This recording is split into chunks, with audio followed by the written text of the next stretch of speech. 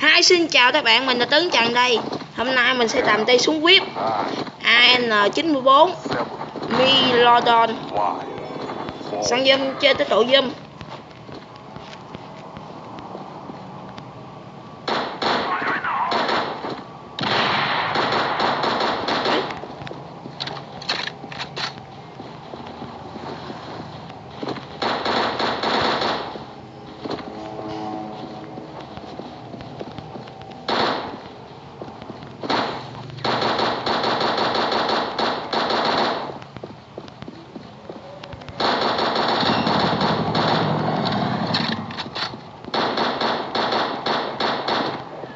Dạ.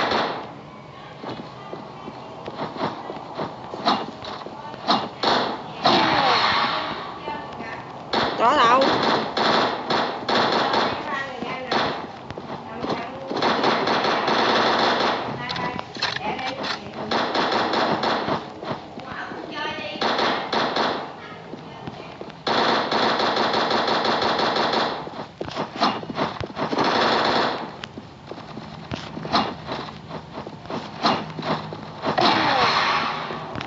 Hai trận chiến đầu tiên.